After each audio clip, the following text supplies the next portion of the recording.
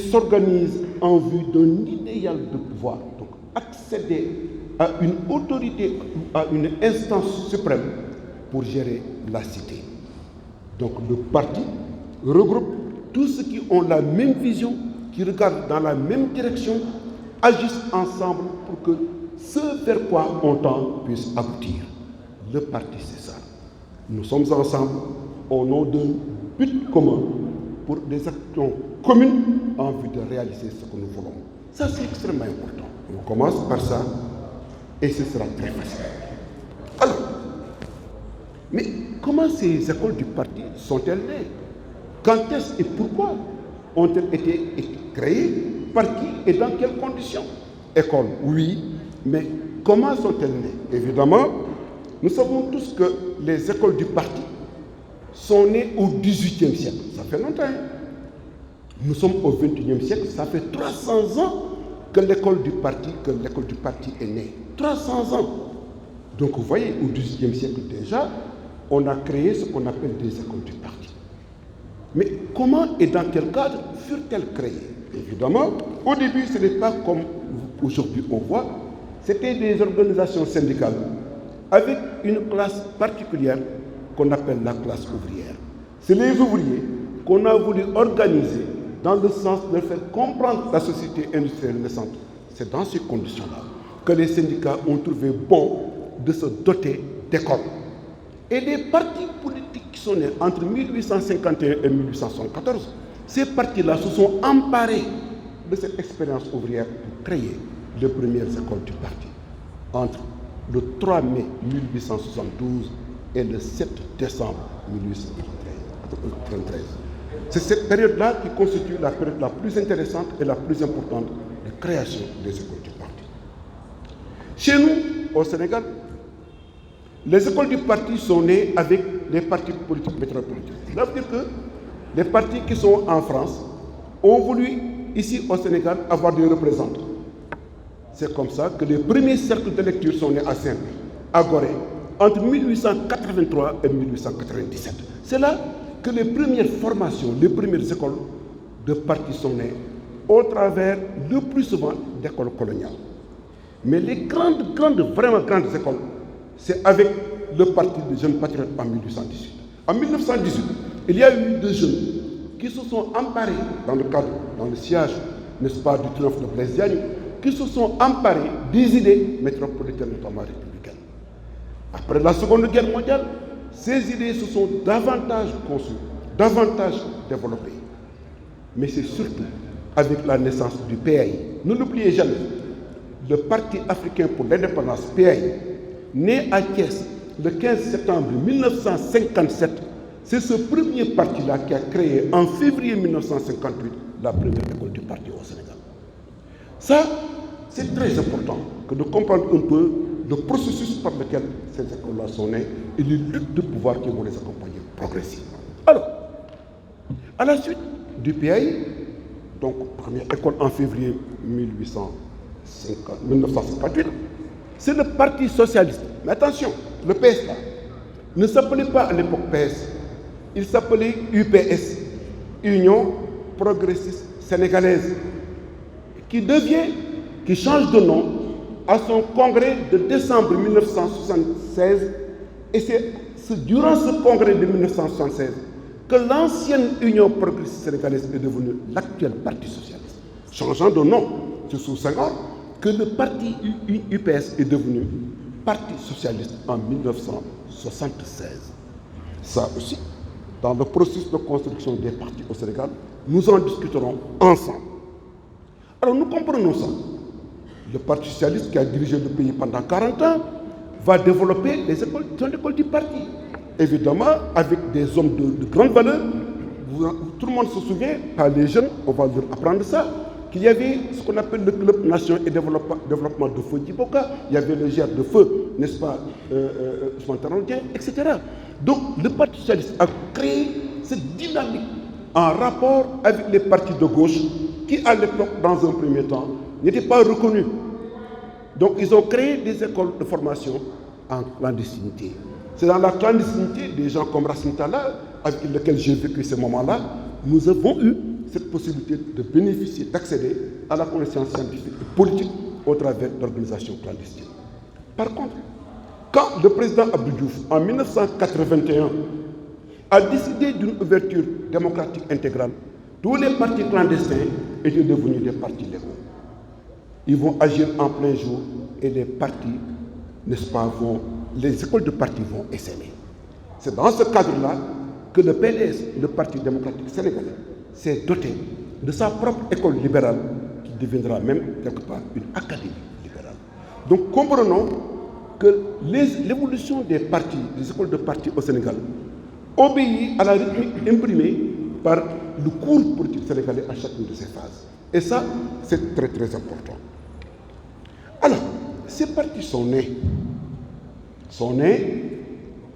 Qu'en est-il de l'Alliance pour la République, notre parti? Notre parti a créé tardivement son école du parti. C'est au lendemain de la prise du pouvoir que le président Macky Sall a eu la clairvoyance de doter le parti d'une école. Cette école-là a été dirigée pendant plus de 10 ans par un grand monsieur, quelqu'un qui a été à la pointe de ce combat et qui s'est battu pour que l'école du parti s'implante dans notre schéma organisationnel et dans la marche du parti, c'est Maître Djibril War. Merci. Merci, mon cher. Merci. Merci. Merci, mon cher. Merci. Merci.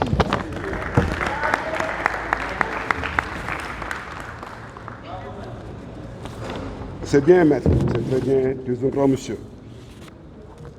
Alors, c'est moi qui ai remplacé par décision du président de la République, Maître Djibril War. C'est à partir de son héritage, de ce qu'il nous a légué, que nous allons progresser. Nous sommes une direction qui est héritière de tout ce travail qui a été fait en amont. Ce n'est pas une nouveauté. On ne va pas créer une nouvelle école du parti. C'est dans des conditions particulières que l'école du parti, dans sa version nouvelle, a été mise en place. Quelles sont ces conditions particulières qui ont permis une nouvelle école du parti? C'est ça le contexte. Le contexte, c'est quoi? 3 éléments concourent à ce qu'on puisse parler d'un contexte. D'un point de vue strictement méthodologique et historique, c'est quoi le contexte? 1. Nous avons pris la direction du parti dans les conditions où nous venons de perdre le pouvoir. Maître Djibril War a dirigé l'école du parti dans les conditions d'exercice du pouvoir. Nous gérons l'école du parti après la perte du pouvoir. Premier contexte. Quelles sont les particularités de ce nouveau contexte qui tranche avec ce que nous avions connu dans un passé récent? 4 éléments. La première chose qui montre que nous sommes dans un contexte nouveau, c'est que le parti a été affaibli par le départ de beaucoup de ses grands leaders. Beaucoup d'hommes avec lesquels nous avions cheminé dans l'exercice du pouvoir nous ont quittés. Certains, et pour ne pas dire la plupart, ont créé leur propre parti. Évidemment, avec le résultat que nous savons tous, il n'y a pas photo entre eux et nous. Ces fractions qui sont sorties constituent le premier élément de contexte qu'il faut aborder. L'érosion du parti en termes de masse, en termes, n'est-ce pas, d'effectifs et en termes de personnel dirigeant. Deuxième contexte validant d'une thèse, c'est que le nouveau pouvoir, dominé par une organisation bâtie sur le modèle d'une secte, composée de gens qui ont un comportement moutonnier, composée par des gens qui sont adeptes de la servitude docile qu'on appelle PASTEF aux mises à mort de débats démocratiques. C'est ce contexte-là où le pouvoir a mis à genoux le débat démocratique et républicain, le débat civilisé et policé qui ramène le débat à un rang de pacarette et de ghetto. C'est une ghettoisation du débat politique. Dans les conditions où le PASTEF a pu arriver au pouvoir, c'est parce que simplement il y a eu une profonde crise morale. La société sénégalaise est aujourd'hui une société déréglée. Et de ses entrailles, il y a une remontée en surface de tout ce qui est négatif dans la société. Tous les ratés, tous les exclus, tous les gens qui ont été pendant longtemps au bord de la route se regroupent pour former aujourd'hui le PASTEF. Et à la tête de ce groupement de moutons, il y a ce qu'on appelle un pouvoir financier, un pouvoir foncier du corporatisme passe au syndicalisme et à l'aventurisme politique. Voilà les trois composantes. La direction du PASTEF est une direction particulière. C'est une corporation.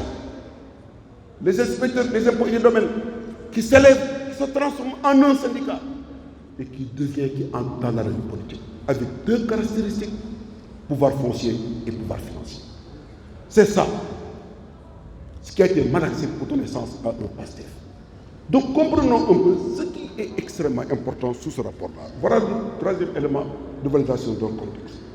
Le dernier élément de contexte, en dehors du PASTEF, dans ce qu'il est, dans sa violence, ses caractéristiques, etc., je ne reviendrai pas. Il y a un autre élément, c'est le dernier, le double contexte, national et international. Le débat aujourd'hui ne vole pas. On s'insulte. Ce n'est pas un débat d'idées, ce n'est pas un débat de programme. Mais nous sommes dans un monde qui est ainsi fait. La situation du monde est une situation extrêmement critique. Un jour, dans le cadre de nos leçons, nous aborderons avec vous, notamment avec les étudiants et la COJER, nous aborderons les grandes déchirures et les grands basculements géopolitiques et géostratégiques qui posent problème à la planète. Nous reviendrons sur la modification de ce qu'on appelle la polémologie, la problématique de la guerre en termes de société. Donc nous reviendrons sur ces éléments-là dans nos cours. Alors, ce pouvoir-là est là, un pouvoir qui ne vaut rien, qui mène le Sénégal droit au mur, qui est violent, comme vous le savez, revanchard. C'est un pouvoir qui trouve dans le mal sa source d'inspiration. C'est un pouvoir qui aujourd'hui emprisonne nos camarades, dont le plus célèbre et le plus emblématique est l'honorable député Farba Ngom.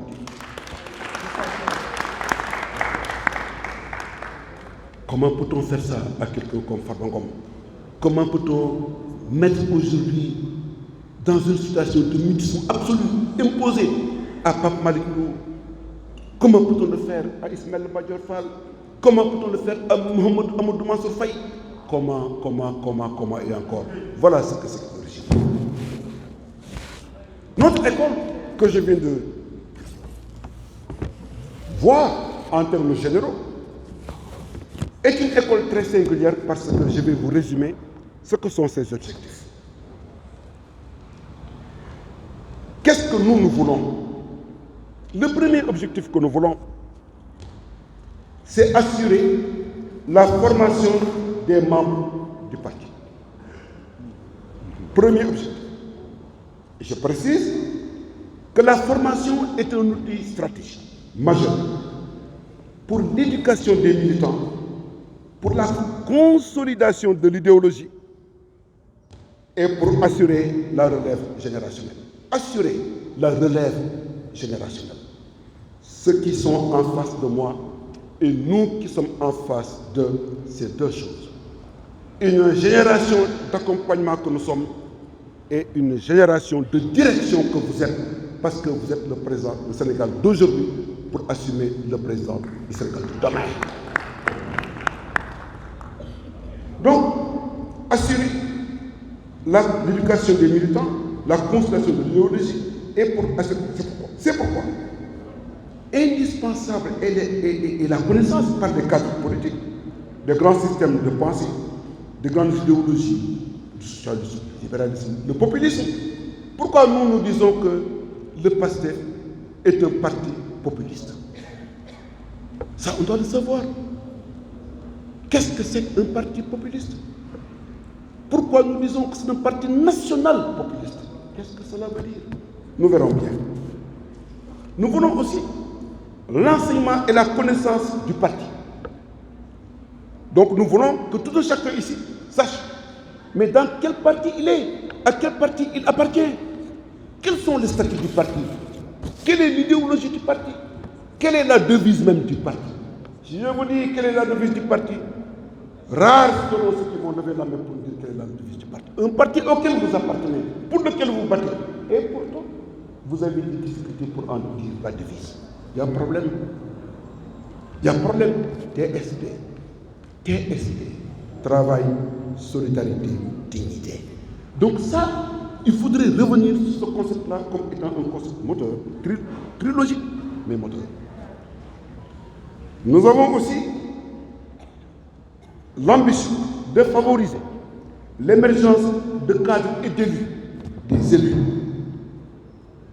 capables de gérer les affaires publiques, donc de gouverner et d'agir techniquement. Ça, c'est la phrase clé. Nous voulons avoir des jeunes là, des femmes et des cadres capables de savoir suffisamment de choses pour gouverner le Sénégal, pour diriger le Sénégal. On ne peut pas continuer à faire ce qui se passe toujours au Sénégal. On ne peut pas continuer à toujours parler de campagne arachidière. Campagne arachidière. Mais en 1910, les Toubabs ont parlé de campagne arachidière pour la première fois avec le sujet de prévoyance. En 1910, la bataille entre Devès et Chomé, Morel et Prom, pour imposer un cadre arachidière de l'agriculture sénégalaise. Mais ça, on ne peut pas vivre. 1910, c'est avant la naissance de mon père. Ce n'est pas possible. Donc on ne peut pas continuer à parler de campagne arachidière. Qu'est-ce qu'il faut? Mais qu'est-ce qu'il faut proposer? Comment il faut faire? C'est ça que nous voulons avec la jeune génération. Créer un cadre d'expression de leur talent, engranger suffisamment de savoir pour aller droit vers le Sénégal autre. Nous voulons assurer une communication politique par laquelle les cadres et militants protègent, défendent leur parti et lancent des offensives contre le pouvoir. Parce que notre ligne politique est simple. La ligne de l'Alliance pour la République, c'est trois choses. Combattre le pouvoir au quotidien. Combattre le pouvoir au quotidien.